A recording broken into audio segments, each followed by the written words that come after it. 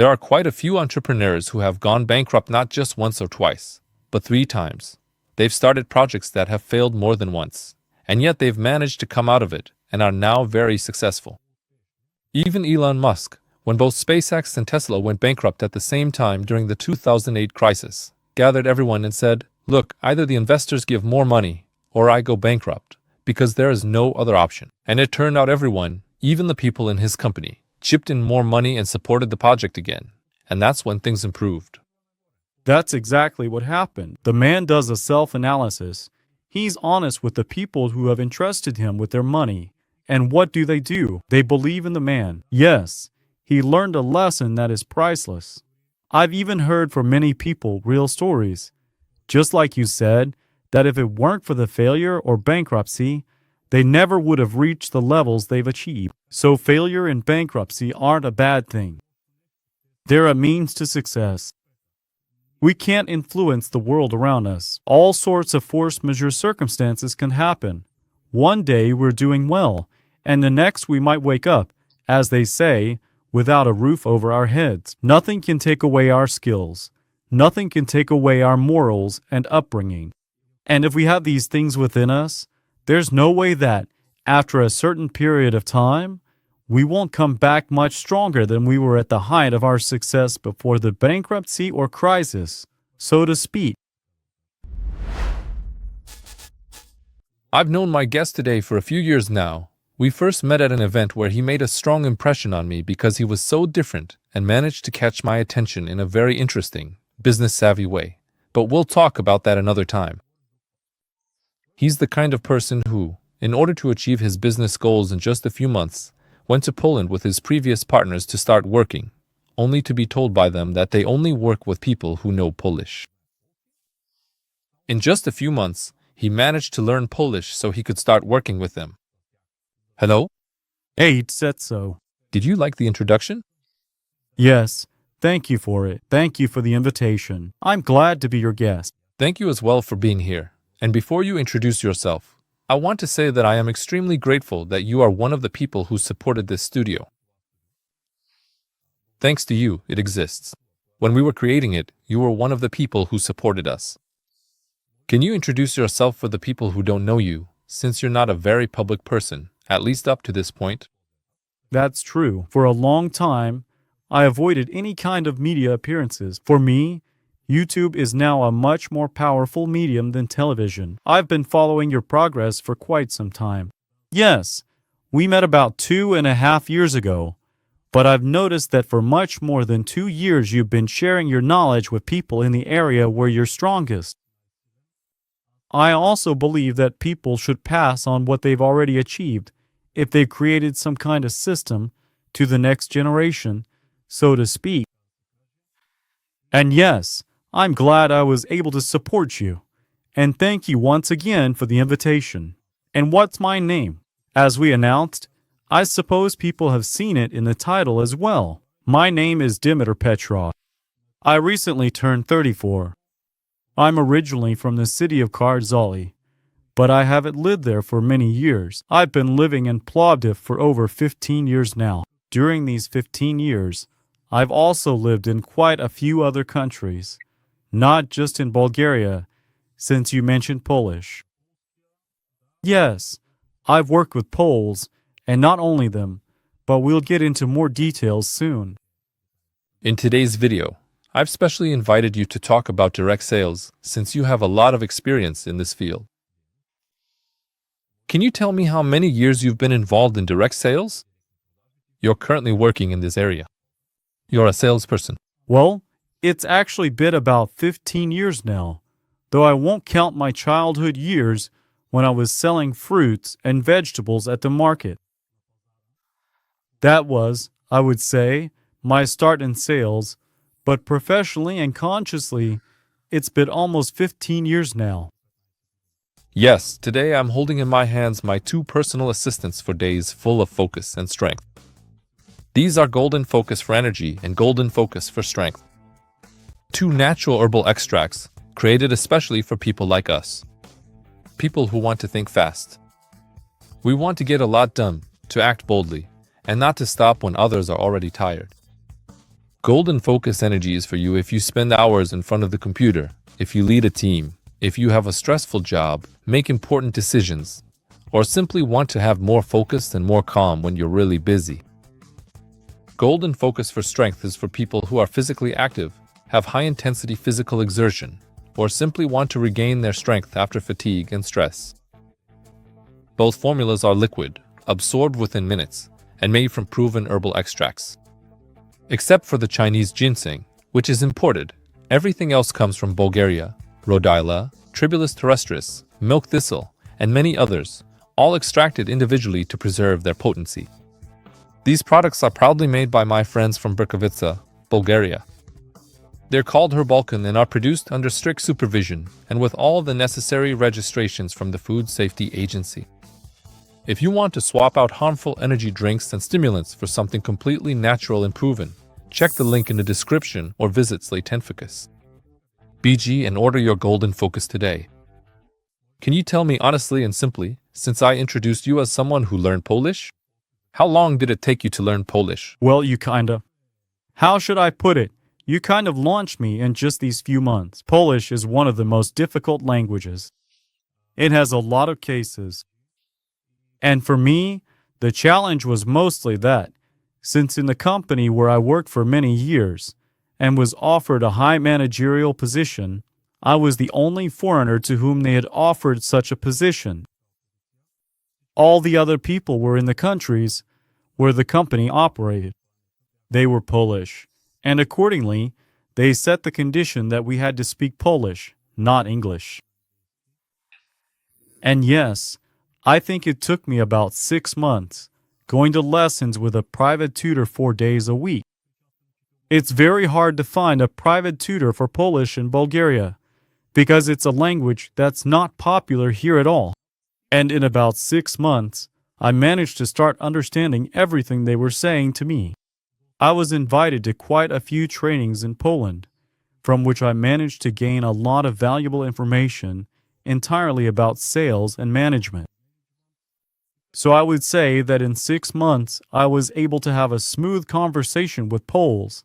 So it's not 3, it's 6, but it took dedicated work. How many languages do you know? Well, excluding Bulgarian, I worked for about half a year in Romania, which helped me learn how to swear at someone in Romanian. I'm still working in Croatia. I understand Croatian well, and I also understand Polish, and English is the foreign language I know best. So you could say it's about 2.5, maybe 3. Since I see you quite often these days, we're friends and I see you a lot in stories from Cyprus. Correct me if I'm wrong. I don't quite remember what the main language there is. Well, the island is divided.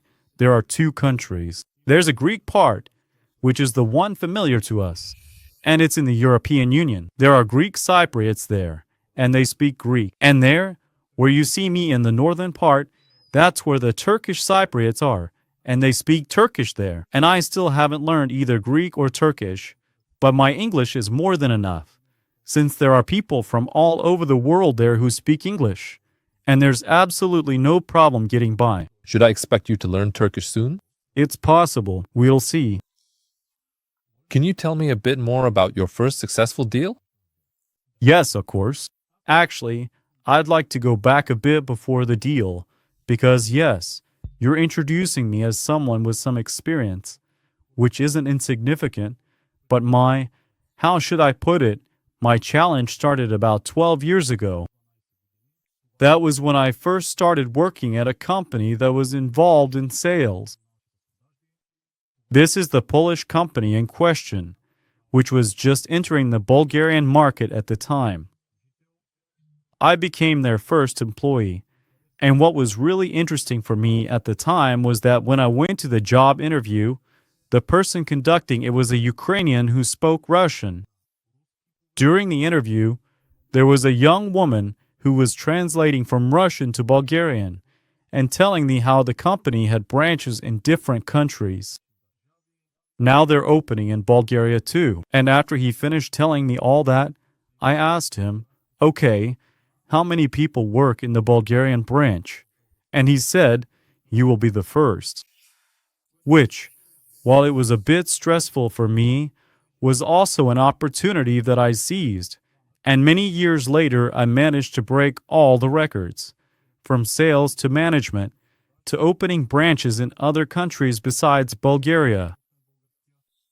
And my first sale was exactly 2 weeks after that interview, since the sales field was direct sales in front of an audience. A few weeks later, as I mentioned, we held our first presentation of the products that were being sold at the time, and I managed to make a sale at my very first one. At that very first presentation, I made a pretty significant sale to a client who, after the product demonstration was over, was so happy, so grateful, and I realized that I needed to give my all to understand what had happened during that time. Because despite the value of the product the client bought, which was far beyond his means, he made a conscious decision to purchase. And at that moment, I completely changed my views on sales, because I used to think it was all about presenting a product or service, setting a price, and then simply asking, "Do you want it or not?" Then I realized that it's actually a whole system that starts long before we even meet the client, because the salesperson's preparation, well, the sale doesn't start with hello. It starts as soon as you get up early in the morning, right when you wake up. A salesperson is someone who has a lot of, how should I put it, a lot of qualities that definitely don't come all at once. I'd say a person is born a salesperson, but there are many people who are born to be salespeople and go their whole lives without realizing that's their calling, and they end up doing other things. So yes, I believe that sales is something you learn throughout your whole life, and you constantly need to challenge yourself by selling more and more difficult things. Because once we become good at something, we can sell any product or service to anyone. I think a person needs to make the decision themselves and start selling things that are harder to sell, so to speak. You're selling right now, too. Yes, at the moment I'm selling experiences to people. And what is this that's sitting between us on the table? This is the product I prepared before the podcast to give to you as a gift, but I actually forgot to give it to you. To be honest, I made it last year. I made a website for it, which I never finished, but by the time this episode airs, there will already be a website for this product. Okay. Inspired by some people who were guests on my show. They are producers of this type of product.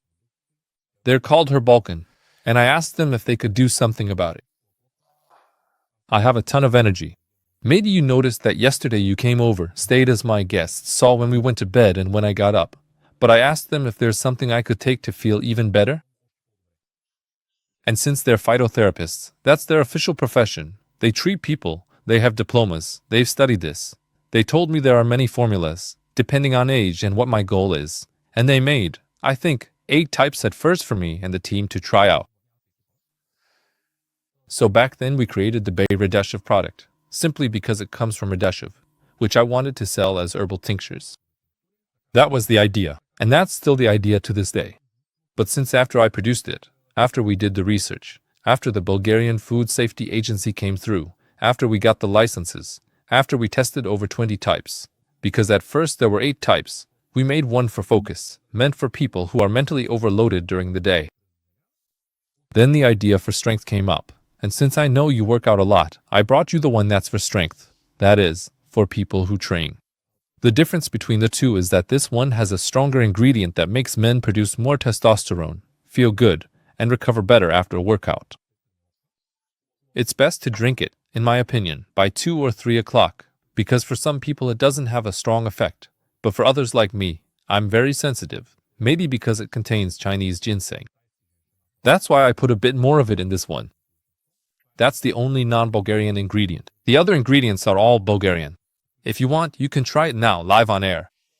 So that's how the idea was born. But then it turned out, since, like any entrepreneur, I sometimes have a dropper with milliliters. How many drops should I put in? Well, since you haven't taken it before, better not put more than 15 drops, which is about 10 milliliters. Will it make my hair grow back? No, it won't. What a shame. Your hair won't grow back. But don't count them like that. Just squeeze the whole thing in, yeah? At first, I used to count them a lot, since I've been treating myself with herbal tinctures for about 3 years now. I hardly use any at all. Even the last few times, I only buy the antibiotic. You're welcome.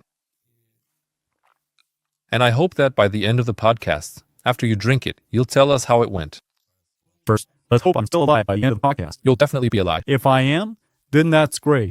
Yeah, that's the interesting part. I got a bit sidetracked since this product is really close to my heart. I recently ordered more since I started organizing live events as well.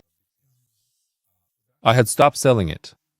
I stopped. I froze the website because I had to take care of some other, more important things.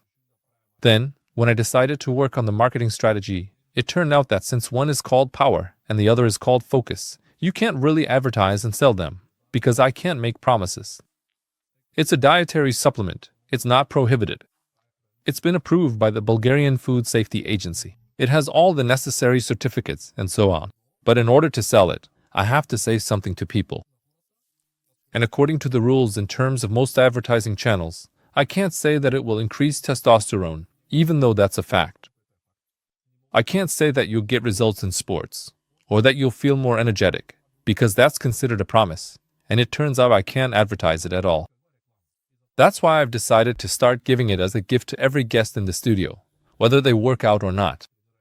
So, out of the two options, to get feedback from the guests. And since I've recently started organizing events, there will always be links below for both the events and for this. At the events, people will be able to buy it, and we'll also add a link to the website. So I decided, why do I need advertising, when the channel I have is already good enough promotion for this type of product? And I truly believe in it, because I use the product myself. Honestly, I'll get one for myself too, just so you know, but I'm quite sensitive specifically to this one. You did a really good presentation. It's no coincidence that I listened to you with such interest. Our topic is sales, and first of all, it's very important for people to know that a good salesperson must be a good listener, to hear out everything the other side has to say. And in this product presentation you did, you described very well all its features according to the possible types of customers the product might have. So I was able to hear what would meet my needs. You managed to tell me that. Yes, it's perfect as a pre-workout product. It doesn't contain any caffeine. If you feel good now, you can even take it in the evening. Awesome. But let's say for more sensitive people, just so I don't kill you with it. Because personally, the first time I tried it, it arrived in the evening after I finished work at the office. I took it at the last minute, right before closing my laptop, thought I'd give it a try, and then I ended up watching movies until 2 in the morning. There were a lot of formulas that arrived, and I thought I'd try this one today, and I happened to pick the strongest one, which is this one. That's why we labeled it as for strength, because it's specifically designed for strength, for people who work out.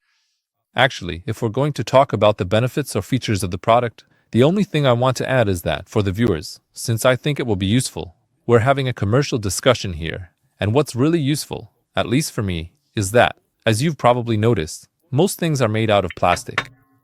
Okay. I can't put my name on something that's made of plastic. That's why it was really important to me, and that's actually why I wanted to have it made, because this manufacturer makes them out of glass with Bulgarian ingredients, which I can't. I recommend Herbalcan. I'm not the owner of the company. They're the manufacturer. It says so. It's not a secret, but Zlaten Fokus is made for me and I'm the only one selling it, since I chose it myself. I paid for all possible formulas and tests, and what's really interesting, people will hear about it. Even the dropper is hand-assembled with these components. Most tinctures are sold in cheap plastic bottles with plastic caps, which serve as the measuring cap, just like most laundry powders and liquid detergents. And for me, that's very important. In other words, as you said, you have to find your customer, and my customer isn't the one looking to save money. This morning you told me that the supplements I take are, in your opinion, the best on the market. But I don't try to save money on supplements. Do you know what you just did with the second presentation of the product? What did I do? You gave it value. You focused my attention on the craftsmanship of the bottle on. You used the word handmade, which on a subconscious level gives the consumer extra value in the product. And you showed that when a customer comes in, let's say whether it's an online store or a pharmacy where such things are sold, the price you set for your product will definitely be higher than that of a company whose product doesn't come in a glass bottle, whose dropper isn't made in this way. This is really the world of sales. It's an exchange of trust and information. Why trust and information? In order for us to make any conscious decision to buy, whether it's this texture, a cup, or an artificial intelligence course, we as customers need to get information from the seller who is offering us that product or service. How do we get this information from the outside world, from people close to us, from the internet? There are certain steps of influence that every salesperson uses. Here, I would advise everyone watching the podcast to read the book Influence by Cialdini. In my opinion, I would call it the Bible of sales. It very clearly describes the actions we take unconsciously, and it was written to protect consumers from unscrupulous salespeople. But it's also a tool in the hands of the salesperson, and it's very important for the salesperson to be a good person. Only such people can stand behind the products and services they sell with their names and faces for years, because a good person will never mislead. If they make a mistake, they will take responsibility, stand by their name, and the market won't cast them out. We all know, not just in Bulgaria, but everywhere in the world, that most people are tempted by quick money. They artificially describe their products and services with things that aren't really true. They mislead, get the client emotional, close the deal. But the next day, the client wakes up and realizes that what they paid for is far from what they were told. And as a result, a wave of negativity pours out that pushes the seller out of the market. You're absolutely right. Thank you for the analysis. By the way, while I'm talking to you, I have this habit because I don't know if you know. I know that you're friends with Risto Daminov from Bulgar Capital. Greetings, if he's watching the podcast. Yeah, greetings to his whole team. They gave me a test once. It was a gift from Risto, who gave me this test. I'll show it to you. You might know about this company. And you and I were just having a beer before I went into. You had beer, I had water. Yeah, that's true. We had beer. We were drinking beer. I remember it as us having beer. But yeah, you had water, if that makes any difference. Did I share my test result with you back then? You said you did really well. Yeah, I was really surprised since I don't work in sales. On that test, which has a few hundred questions to be solved within a 40-minute time limit, I finished it in 13, because Daminov said I had 15 minutes, so I decided I had to do it in 15. And the questions are such that each one is repeated several times in different contexts, with the idea being that if you contradict yourself in 2 places, they mark your test as invalid. There's no way to cheat there. It's really interesting. I have one. The man who wrote the book is named Rogeri. He started the company years ago, Pavel Rogeri. I even have the books here. In a bit I'll give you one as a gift because... I've read one of his books about. Is it the purple one? Yes, it's about management. Exactly, and it turned out that I'm a salesperson. That was probably a bit of a precedent, because everyone there had a really interesting approach. A woman contacted me who did an analysis of my test. She spent about 2 hours explaining to me what was going on. I was 100 out of 100.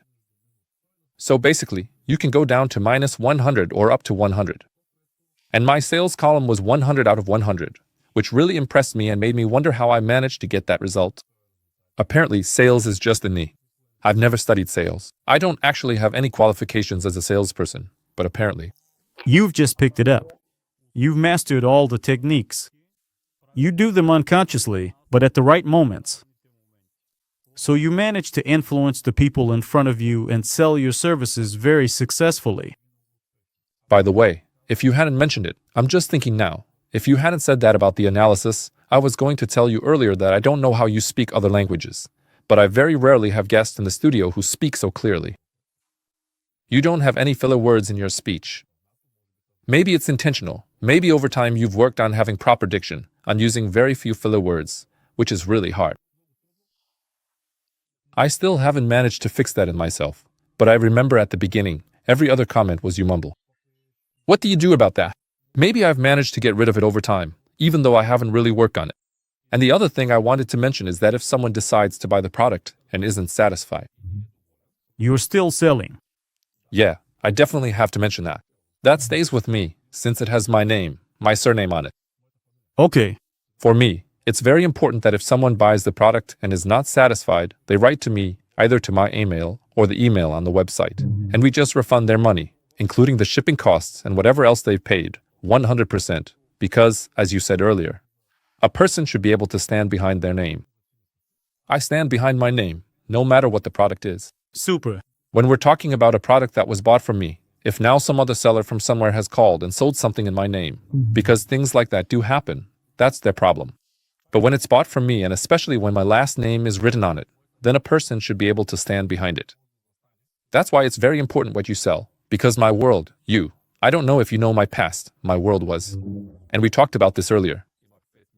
I had a turnover of 5 million with 50,000 annual profit, 5 million annual turnover, and that was, Which is just hard labor. yeah, hard labor. And it was like that because I was selling cheap, low-quality products that led nowhere. Usually, the customer doesn't even get mad, because when you order something for next to nothing, you expect it to be worth next to nothing. And there were a lot of problems like that. I agree. Look, everyone starts somewhere, and that beginning you had in dropshipping, as far as I know, everyone starts out trying to sell something, and really, that's the path every merchant needs to go through, so they can first see how they react to failure. Because in order to generate any kind of turnover, you need to make sales. The sales you manage to make at some point don't mean that next month people will say yes, just like they did before. In other words, you might only have the net. That is, you'll have a lot of empty months. The mindset of the salesperson is also very important. No matter how prepared we are, reading, surrounding ourselves with successful salespeople, investing in ourselves, there are always moments of breakdown. And this is exactly where mindset comes into play. When a system works, the fact that there are empty months doesn't mean it needs to be changed. A person needs to be resilient and keep doing what they did during the times when they had the best results. Every month, on the first day, I start by opening my notebook. I set my goals for the month. Of course, I also have yearly and half-yearly ones. They're divided into different areas of my life: health, personal life, investments, sales. And in each of these areas, I try to improve myself month after month. And if we can't, if we focus on the topic of sales and income, there are months that aren't as successful. I analyze, flip back a few pages in my notebook to when everything was going well, and I see which detail was missed, because the truth is in the details. That's it. The world is constantly throwing something new at us, and we always have to, as the saying goes, keep our finger on the pulse, meaning we need to stay sharp and in good shape. A bit later, I'll ask you some specific, concrete sales questions from your own experience. Earlier you said that you only sell products you believe in. I think that's the most important formula. In other words, the salesperson should like the product, believe in it, and be emotionally connected to it. That's why you go where you go, because your product is connected to you. I'll leave it to the viewers, if they're interested in learning more about the product. If you don't mind, I'll just put your number and email here on the screen. Whatever you give to the team, that's what we'll write. What you see is for getting in touch. So if you gave a phone number, it's a phone number. If you gave an email, it's an email. It's only a matter of time before people understand exactly what I do. A few years ago, I realized I read a book called 0 to 1 by Peter Thiel. One of my favorite books. Yes, in which he very clearly describes what a person should do if they want to get into business and be an entrepreneur. In other words, you have to create your own niche, not just be part of one. So what I'm doing now, together with my partners, is creating a niche that's unfamiliar not only to the Bulgarian market, since I also work in other places besides Bulgaria. I've presented our product recently to Spaniards last week, as well as to Croatians and Serbians. People are impressed and they've never heard of anything like it. And when someone starts developing something new, something unfamiliar to people, at first people reject it. Why? Because, in reality, they don't have enough information and our inner self conveniently tells us, this is new, unfamiliar, don't touch it, because you might get burned. And what actually happens here? The ball is in the entrepreneur's court and the salesperson's court, because every salesperson is also an entrepreneur. It's very difficult for someone without sales skills to be an entrepreneur. I would even say it's impossible. Yes, he might not be selling his product or service, but he's selling his idea to the people who start working with him. And what we're doing, I think, is going to totally change the game in the field of investments and vacations. It will give people not only good returns, but also unforgettable emotions and experiences. You know I always say what I think. And I won't keep quiet here either. I'll say that I don't have any investment in this project. This isn't a paid advertisement, and you're here talking only because we're friends and I invited you. That's right, yes. I don't have an investment because that's the decision I've made. And why did I make that decision? Well, I'm not going to share that publicly, because I don't want to speak for or against it. I just decided that this product isn't for me. That doesn't mean it's not for someone else. Of course. I want to say that nothing is at any cost, and when salespeople get a no, they shouldn't take it emotionally, as if the person is against them, because that's what turns a lot of people away. In other words, they take the no personally, as if it's directed at the salesperson, when actually it's about the product or service at this particular moment. But that doesn't mean that after a month, a year, or even 5 years, the client won't change. Maybe their family grows, for example, so they become a more likely potential customer who needs the product you're offering. Just because they told you no 5 years ago. So people first need to get really good feedback to take something away from that no. Why is it a no? Yeah, I don't need it. That's the most common answer. But I don't need it usually means I don't have enough information, not so much that they actually don't need it. Maybe you just don't believe in the product. Let me give you the example with tinctures. Exactly. When I started treating myself with tinctures at first. Sorry to interrupt you, just remember your thought. And then some friends of mine came and told me, Zlaten, here, drink this, this, and this. I was sick. I had a really bad virus. I'm used to, when I have a bad virus, after 2 or 3 days my nasopharynx starts to hurt. If I don't pay attention to it, another 2 or 3 days go by. If I don't take anything, I inevitably end up with sinusitis, because that's my weak spot. I grab the antibiotics and I have to start taking them. And at that moment, they catch me right before the antibiotics, because I was already treating myself. But despite the treatment, I got worse and they gave me some tinctures, again from Balkan. That's where I know them from. And they brought me some tinctures. And I remember the first tincture was dropped for me by a friend, Svetla. She also works with herbs, and she was even on air. She had come over, brought it to me, and dropped it for me. I remembered her, and she gave me more tinctures and said, take this, this, and this. Now I'm trying to remember exactly what that little bottle was called, the one that's amazing, Parwell, with thousands of essential oils inside. And like a real doubting Thomas, let's say I didn't believe in the product at all. I thought, okay, they gave it to me, I'll drink it. I'm taking them, but I'm getting worse and I call. I say okay. Sorry to interrupt you too. Let's hear it. This will be interesting. Why are you taking it, considering you don't believe in it? Because I trust her, but I don't trust the product. And if she wasn't my friend, I wouldn't have taken it, and I wouldn't have believed in it. So what happens next? I take it and I get worse. So I call her and say, look, I'm not getting better. She says, look, if you're getting worse suddenly, that means it's starting to work. there's a chance you'll start to get better.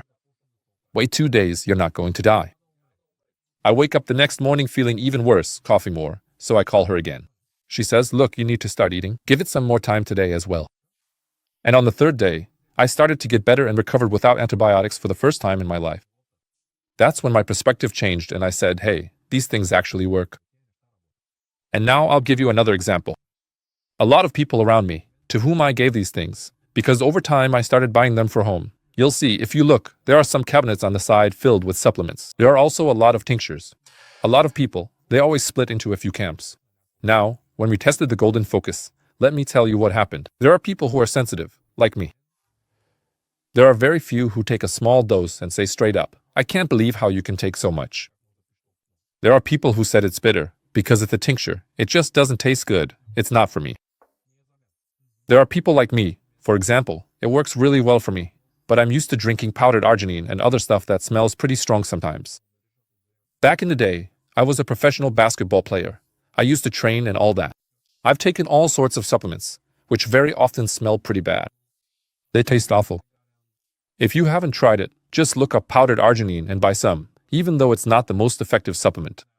Later on, it was proven that there are much better options. Even now, I still take arginine from time to time when I work out. So I'm used to it. So right away, there was a group of people who said, this tastes awful. Then there was a group of people who said that not only does it taste bad, but it's also inconvenient because you have to find water every time to mix it. But there were also people whom I let try it back then, and to this day, every couple of months they asked me, hey, do you still have any left? So basically, they liked it, and now that you're selling it, people like them will come again. Take Sonev, for example, the colleague you were impressed by yesterday, who is currently working and saw the other side of the office. When he drank it, he got sleepy, and what do we do when we try a new product? We look for that group of people who benefit from it, who like it, and who say they're satisfied. We make it so that those people who inherit it but aren't satisfied can get their money back, so they don't feel bad and don't spread negative stories, which helps us make it sustainable. So why do I believe in it? Because it works for me. At the end of this podcast, when I ask you, you might say, it doesn't work for me, it just made me sleepy. It could be a coincidence. Maybe it really doesn't work. Maybe the dose was too small for you, but it's very important to find the right person for the product. And a few months ago, I met someone who had taken this tincture. His name is Vency, from Pavel and Vency. Boodle, absolutely brilliant idea. He made it into a brand called Elixir. He got investment money and put it in a Coca-Cola style can. So basically, he solved the dripping problem that I have.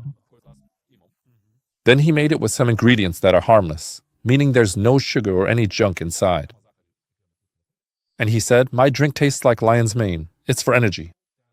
It's an herbal tincture and you drink it. But now, check out what happens next. I go and tell my friends, who have already tried it and are happy with it. And do you know what they tell me? Well, I'm not going to drink that because it comes in a can, which is aluminum, not glass. I don't want it because they already know this product.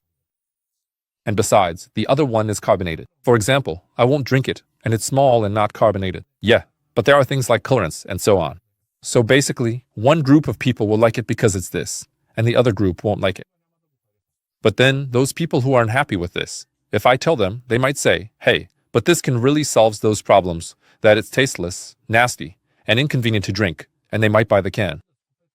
You put it really well.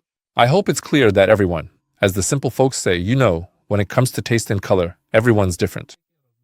That's right. I deliberately didn't interrupt you again and listen to everything, so I could give a simple analysis using the principles of influence, which started in your story from the fact that you didn't believe in the product, but you trusted your acquaintance who told you, Zlaten, drink it. So here, she used the principle of authority, which is why you trusted her enough to drink something you didn't believe in. Then, on the first and second day, when you were denying and not seeing any effect from the product, what does she do? She consults you. That's something very few salespeople actually do. In other words, they make a one-time sale of the product or service and then leave the customer hanging. They don't guide the customer to the point where they actually feel satisfied with their purchase. On the third day, after you've already started feeling better. You become an ambassador for the brand. And what do? Naturally, you start promoting it to your circle of influence. So, the lady has spent 3 days talking with you, but after that, she has your circle of influence, to whom you unconsciously advertise what has helped you. I can tell you, just recently, literally the last time I was sick in Sofia and I called to talk to them, she asked me what I had at home, and I sent my colleague who has the keys to my place to go in and take pictures of what I have. When she got the picture, the woman called and said, "Greetings to Bagito if he's watching," and asked, "Can I post it in the Urbalcan group to show them how many products you have?" Because over time, I've had a problem with my prostate. I've bought stuff for my prostate. I've got a problem with, I don't even know what else. I've been sick with the flu, but I got better. Some I left over. I got stung by a bee once. I got some products for that, but you buy them, and once you get better, they're still left over. This one, for example, is for a month. If you've used it for 6 or 7 days, why keep taking it when you don't need it anymore? It's like buying some pills for your hand when it's inflamed. Once you get better, the cream is left over, let's say. So what happened? Subconsciously, even while looking for a solution to my problem, I sent her a picture of what I had so she could tell me what not to buy. There's no point in buying the same thing 20 times. She's still advertising herself, because she posts the picture and says, "Here's our satisfied customer with so much tincture." But that's a must. And the other very important thing I want to say here is that if you're happy with this product, you'll buy it again and again and again. And actually, a lot of merchants and business people don't realize that what they really need is a satisfied customer, not just a one-time buyer. That's why I stopped dropshipping. Because what does eBay do? I'm selling this cup, it costs $6, and you're selling the same one for $5.99, and someone else is selling it for $5.98. When the customer buys, they buy the cheapest one. When the focus is on price, then this cup doesn't. No value at all. None. The only value is who will undercut the price. And at one point, before I quit, they started making offices for theft instead of offices for sales. Okay. What does that mean? Well, since the cups break, the salesperson, because they can't make any money from them, will sell them at cost and start claiming from the insurance, saying these arrived broken. I see. And once he does this with 5 sets at a time, because he'll get money there, then comes the next guy who doesn't have a company. And since he can't undercut the price anymore, he starts not paying taxes. And at some point you end up in a business where the only focus is price, price, price, price, and there's no value left. And I have a question for you. Does it make sense, when you see that the business is like this, to invest your time and energy to compete in an unhealthy environment, one that's just a matter of time before it ends? Now, Therefore, the best thing to do is for a person to develop that's experience. And as I said earlier, we need to be outside the system, no matter how hard that sounds. We shouldn't work alone. We need to join forces with people who are greater than us. For me, the path is much easier when there's someone you can ask, someone who's already walked that road. There's also a really great book that I recommend everyone read. It's called Ego, My Greatest Enemy. I think I'm getting the title right. it's selfishness, man. Yes, I have a red one. exactly. This is something that gets in our way every single day. It keeps us from success. It keeps us from living the life we want. And I regularly get questions about this. I know that you used to be a salesperson who sold products that were quite overpriced, meaning at a high price. But on the other hand, they were very high quality. So, your focus was on selling, the focus was on quality. Now this is where the conversation gets interesting. Yes, but Let me remind you, I remember. I also have somewhere to write things down. so you can get your train of thought back. When can a salesperson or a company sell overpriced products? At what point? When there is trust. Yes. There is a client network that has already proven itself and there is enough feedback, let's say. Okay, you're right. When you show what needs the product or service will satisfy for the client. And those needs are more than the ones the client thinks of themselves. Because when the client raises an objection, at first the salesperson tries to overcome that initial objection, but it's always a lie. And instinctively, the insecure salesperson immediately offers a discount and compromises their product and service.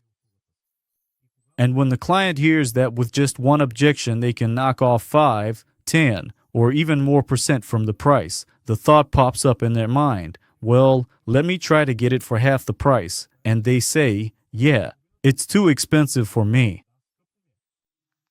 They keep coming up with objections, and the salesperson ends up putting themselves in a disadvantageous position. And in this situation, the best thing to do, even many books say this, is to actually raise the price. After we hear the objection, it's too expensive for me. If, for example, amount X is too expensive for you, the real value of the product is actually twice X. And if you don't see a need for yourself, you definitely have someone in your circle of influence, someone you care about, who would need this product or service. And here it's also very important for the salesperson to be able to use quality questions to pinpoint the client's real need, which might not be their personal one. It could be the need of their child, their father, their wife, or her husband. So we need to use questions to feel out the whole situation and find out exactly whose need of the person in front of us our product or service will satisfy. But this, of course, requires time and energy that the salesperson needs to dedicate with focus, instead of reacting emotionally the moment they hear the first no, or it's too expensive for me, or I need to think about it, or I'll consult someone tomorrow, and so on. To become emotional, to start getting aggressive with the client, because the client is not at fault. It's simply that the client doesn't have enough information and trust. And the salesperson's job is exactly that, to walk this path, to earn the client's trust, and through quality questions, gather information that will help them sell the product or service not just once, as you said, but repeatedly, because this client will become an ambassador and will give very strong word-of-mouth advertising. You're absolutely right. I interrupted you. You wanted to say something.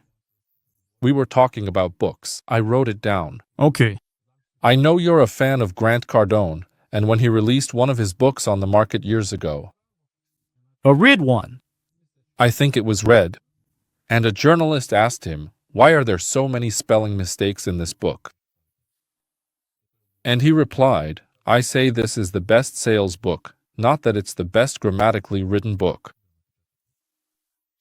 So, it really matters, when we're talking about a product, what its actual advantages are. So, this isn't the most famous product in the world, and if I try to sell it based on how famous it is, that's pointless. If I say it's cheap, it's not cheap, and that doesn't help either. We're looking for people who are after the real benefits, meaning they're looking for a natural product, they're looking for the things it actually offers. But I can't sell it, and it's not right to sell it by saying things like, it's the cheapest. And being the cheapest usually leads to bankruptcy. Because with dropshipping, I was making good money, but at a very, very high cost. And now, when someone comes to me and asks, I have educational products, but they ask, okay, well. But this course is on Udemy for $20. What's the difference between yours and the one on Udemy? And I often tell them, okay, what's the difference between a very expensive watch for $500,000 and a Chinese quartz one for $5? Both of them show the correct time, right? But one is made with certain materials and crafted by a manufacturer whose brand. When people hear Rolex or Rado or some other brand, things are different. So here it's the same, it depends on where your focus is. It's always like that, no matter what the segment is. Maybe a lot more people would buy Udemy for $20. It's the same with video editing. For example, I have a service in the studio that costs money, that helps businesses, but it's not well known. And if someone wants to go on TV and pay 7,000 leva for a 3-minute commercial, they'll do it. It's still not popular in Bulgaria. You started the podcast well. You think YouTube is much more important. It is. It's only a matter of time before businesses realize that here, with the same money they spend on TV, they'll get real metrics, because on TV nobody knows what the actual data is, and they'll get much more benefit for their business, because they can even directly target their group, advertise to their group, and share it. And yet, I have clients, and most clients who reach out to me, there are few, because they don't realize this need. We're waiting for them to realize it, and meanwhile, we're editing videos. No, nothing's going to happen here if we just wait. We need to educate them in this direction. Educate them. As I'm talking, you'll say I'm selling. So I'm educating them. People with a business will know I can go to Tsetso. Selling is not a bad word.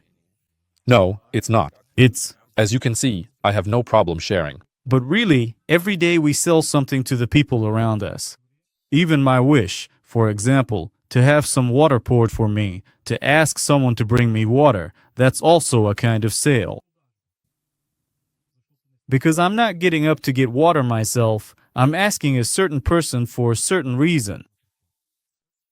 So sales are part of our everyday life. We just sell unconsciously, and what's really important for anyone who wants to work in sales is to do it consciously. To have patience, because most people work for money, which is important, but it shouldn't be the only goal. Money is always a consequence. When the person consults and the customer understands the advantages and disadvantages of the product or service, they might say no. But this is where the salesperson's question comes in. And do you know people close to you who might need my product or service? And the person will say, yes, I can think of some. And they'll give you quite a serious list of people. And when you call them, of course, you'll ask, can I use your name when I contact your acquaintances? The person won't object because they've seen a normal, human, professional attitude. And even if you didn't sell to them, you will definitely sell to at least 30% of the people they've connected you with. A recommendation is really powerful. Exactly. Then, when those people, the friends and acquaintances of your potential client, start using your product or service, at some point the person who initially told you no will also become your client. So sales is a very long game. It's not a sprint, it's a marathon. I have a question. What does a salesperson do if they lose trust? Let's say you work with people, and it's happened to me too, people who lose trust in whom? They've been selling. Let me give an example. They've been selling a product that, for some reason, doesn't work out. Let's say it's a product that just doesn't work out. A startup company with investments, maybe a construction project, for example, that just can't be finished, can't get the necessary permits. There are investors, and let's say these investors, the trust towards the investors has been broken. Or they've had a project in the past that failed 5 years ago. But now they've started a new project, yet this person has a bad reputation from before. Is there a mechanism by which this entrepreneur, if they did their job properly, even when selling the old project, let's say, because there are people who, in other words, sold the old project properly. There are people who sell properly, and in such situations, they come out well. But the question is, how can we clear our name, or can a salesperson clear their name? Because, for example, I have acquaintances who have worked at places where, let's say, they were selling bets. Okay. He says everyone knows me as the guy sells bets.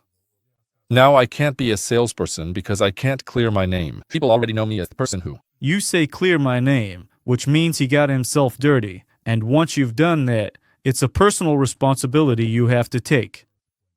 Because I always tell the people I've worked with and still work with that you should always look for the reason within yourself, not blame it on the client not liking your product or service. Not because the market doesn't allow it. So, somewhere in the system that the entrepreneur is building, a mistake has been made, and he needs to consciously admit the mistake to himself first, overcome his ego. Stand in front of those people whom he may have misled or whose expectations he hasn't met, and yes, say, these are the conditions, that's how things are. That's what's happening right now. If you want us to change something for the better, help out, because clearly my knowledge only goes so far, and it's not enough for us to walk this path the way we originally talked about. So, I truly do not think that a person would ever get themselves dirty or become morally compromised unless they absolutely refuse to admit their wrongdoing and persistently keep twisting the truth, so to speak, in a very deliberate manner. I'm asking because there are quite a few entrepreneurs, and very famous ones at that, both Bulgarian and foreign, Astrani, who have gone bankrupt not just once or twice, but 3 times, who have started projects that have failed, and yet they've come out of it and are now very successful. Take Risto Popov, for example. He's very well known, and back in the day, he went bankrupt. I actually listened to a podcast recently where he shared that everyone thought they had stolen the money from the project, but in reality, the project just didn't happen, though he clearly took responsibility for it. I also follow him. He's someone you can learn a lot from. Even Elon Musk, when both SpaceX and Tesla faced bankruptcy during the 2008 crisis, he gathered everyone and said, "Look, investors must put in more money, or we go bankrupt. There's no other option." And it turned out that everyone, including the people in the company, I don't know if you've read his book. I haven't read it. Everyone, even his company's people, put in more money. Most of them supported the project again, and that's when it started to take off. That's exactly what happened. The man does a self-analysis. He's honest with the people who have entrusted him with their money. And what do? They believe in the man. Yes, he learned a lesson, and that's priceless. I've even heard from many people, real stories, just like you said, that if it weren't for the failure or the bankruptcy, they never would have reached the levels they've achieved. So failure and bankruptcy aren't a bad thing. They are means to success, because everyone gets intoxicated by good sales and good commissions. The things we can afford with the money we earn. But that's a fake dopamine rush that inflates a bubble inside a person. And unfortunately, at some point, that bubble bursts. We can't influence the world around us. All sorts of force majeure circumstances can happen. One day we're doing well, and the next, as they say, we might wake up without even a roof over our heads. But no one can ever take away our skills. No one can take away our morals and upbringing. And if we have these things within us, there's no way that, after a certain period of time, we won't come back much stronger than we were at the height of our success before the bankruptcy or crisis, so to speak. Now that you mention it, I'll even share it, since it's not a secret. When you said at the beginning that you support the studio, you actually supported the studio financially, even though you got involved in a project that I was no longer a part of. By supporting the studio, you're supporting me, and in the end, you continue to work with me. So, the fact that I'm leaving the project doesn't mean that you're not a part of it. You're part of the studio that I work in. And actually, what's important isn't the name of the company when it comes to the entrepreneur. That's why I want to steer the focus of the conversation. You'll understand me. It's not important what the company is called. What matters is what this person actually does, and whether what you believed in and what he said he would do, he actually did. Because any reasonable person ultimately judges by the results based on the work done, not on expectations, because those expectations, we might expect that tomorrow some asset will skyrocket in value. Gold will double in price. But we can't predict that. Would you like to invite me again so we can talk about investments and real estate? I think people will find it interesting, and I think we can really get into the details about All right. this topic. Definitely. Since I will invite you again. If you insist. If you insist. I would be very happy to have you as a regular guest on the show. Because As long as people find it interesting and get something out of our conversations, that's the most important thing for me. this year, I seriously changed the concept. Before, I only invited people from the company where I worked and so on. This time, the concept is actually my original idea. But I had changed it a bit temporarily. And my original idea was to invite people who are useful to others. I know you have serious expertise in real estate, you have investments in real estate, you work with real estate, and that will be an interesting topic.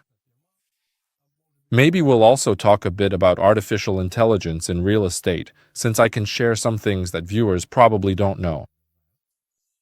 And we'll answer all the comments you leave, so make sure to leave comments so we can answer your questions next time. How do you build trust in the first 30 seconds? Very good question.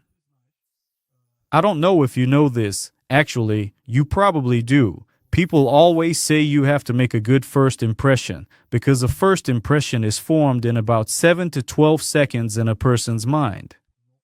But it's almost impossible to make a second good first impression because in those 7 or 10 seconds, the person has already decided whether to engage in a conversation with you or not. Each one of us buys a product or service from someone we like. So, in order to make a good first impression, of course, we need to be smiling, polite, introduce ourselves, and offer a handshake to the person in front of us. We're talking here about direct sales and having the opportunity for visual contact.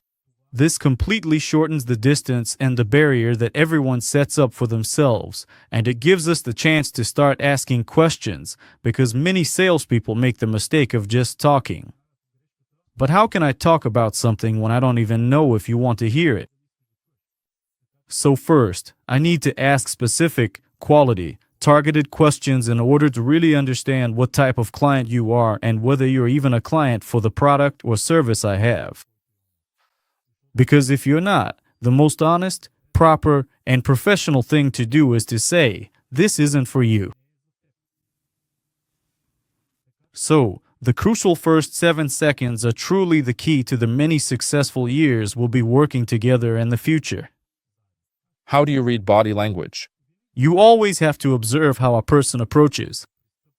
Now, if we're talking about direct sales and the person has some time as they're approaching me, the way they walk gives off signals, confidence, insecurity, curiosity, or nervousness. And by now, after talking to so many people, I naturally become a mirror for the person in front of me. In other words, I don't even need to think about it. My brain adapts so well that within those 7 seconds, I manage to present myself in the way that best fits the person I'm facing. It's very important to be a reflection of the person in front of us. Can you tell me, is there a way to sell without actually selling? No, because every day we're selling something, there's just no way around it. There's no way. Life itself is a sale. So what does the phrase, to sell without selling, actually mean? You come across it in some places. It means not to shove your product or service directly in the client's face, and it means allowing the person to freely choose without pressuring them in any way whatsoever. Break time equals 0.5s/. This approach emphasizes a respectful and non-intrusive interaction. How do you react to an aggressive or uninterested client? I don't react, and I don't spend time or energy on such people. My goal is to understand what's causing this aggression, and accordingly, when they tell me they have no interest or need for the product or service I'm offering, there's simply no need for us to waste time. This is another important thing that all salespeople need to know. Time is very valuable. The more time we spend on such a person, the more we deprive ourselves of a potential client who could actually come in after them into the store, the establishment where we are, or wherever we happen to be. So, time is a person's most valuable asset, and it should be shared with and given only to the right people. And how do we know who the right people are? By asking the right questions and listening. We have one mouth and 2 ears. In other words, we should listen much more than we speak. The client should be the one talking. That's the golden formula, but very few people actually follow it. They want to outtalk everyone, to mention every last detail in the product or service instructions, like what the color is, what the weight is. No, we just need to stand there and ask, "Hello, what do you need?" "I need this." "Why do you need this?" Because this or that hurts. Why does this or that hurt? So, the questions, what do you need, and why, are the perfect weapons in the hands of a salesperson. And here's a little tip. Paraphrasing is the most powerful weapon. Once the salesperson understands the real need and has addressed the client's objections, this is when it's time to close the deal, because closing the deal happens at the moment when the salesperson leads the client. The client will never say, "I'm ready to buy, Tsetso, here's the money." No, here the other side needs to take the lead, so to speak. And when we sense that there are no more objections, the client's body language changes, just like your body language is changing now and opening up to us. That means we've already earned their trust. We've earned it, we've gathered the necessary information, and now we can just say, "If I understand correctly from what you've told me," we repeat all those needs that they have, of course, the ones that match our product or service. You're looking for exactly that, right? We need to hear a confirmation accordingly. Yes, I won't go into an explanation about the 3 dates, and here we just need to say, the Sakharikov method. Yes. Could you just tell me your first and last name so we can finalize things? This is a short, simple method to paraphrase what we've heard. The client needs to agree with us so we can move on to finalizing the sale. Any prolonging of the conversation actually just waters things down. The client starts thinking of new things that aren't relevant to the conversation and turns the sales talk into a friendly chat for sharing all sorts of life stories and, emotional experiences that have nothing to do with the sale. Since you're my guest today for the whole day, you traveled all the way from Plovdiv just to come here. I managed to sell you on this idea, and today I suggest we split the video, since it's really interesting and I'm just at the beginning of my questions, and it's already been over an hour. I suggest we take a lunch break and air the second part next week. Let's invite the viewers to subscribe to the channel so you can get a notification when our guest comes back. But before I wrap up the podcast, I have one question. Do you have a surprise or a question? A question. Sell. It could be a sale, depending on how you take it.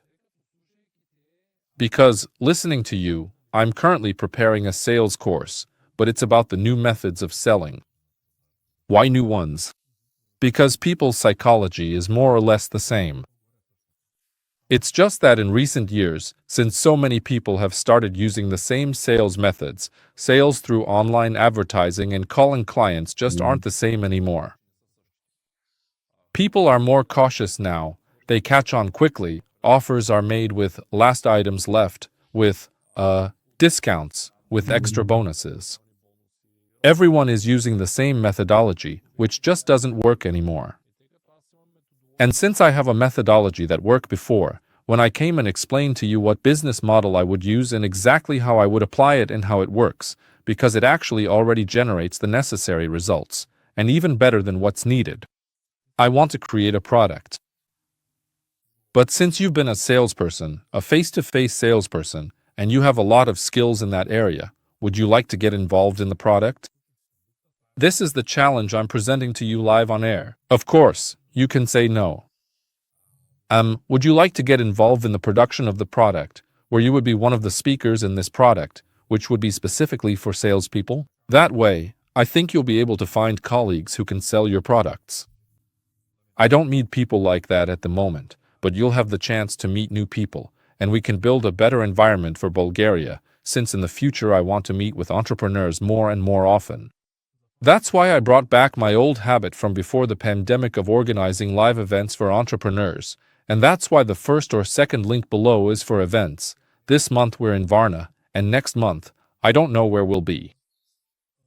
Absolutely. Regarding what you said at the end, I would be more than happy to help people who want to learn, yes, in any way I can.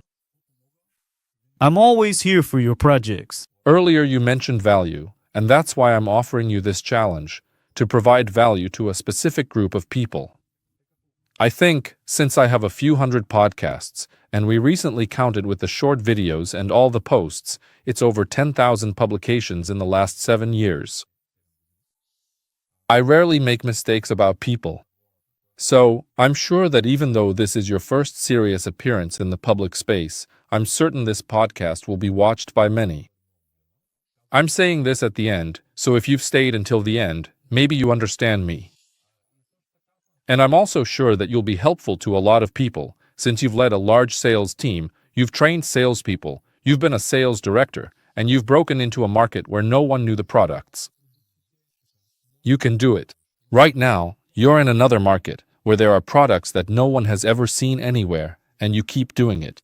And I think the most valuable thing in any business, in the educational business that I do, in any business, is the people, not the company name. That's what I said earlier. That's why I'm inviting you, because I want to publicly invite you, to challenge you, and to tell you, just like you said, that you'll find the time and one day you'll come so we can film. I'm telling you, find the time. Deal. Awesome. For you, subscribe to the channel and let me wish you in advance an enjoyable time watching the next episode. If the episode with my guest is out, you'll see it here. If not, just watch the next episode. Thank you for the invitation. Thank you for being here.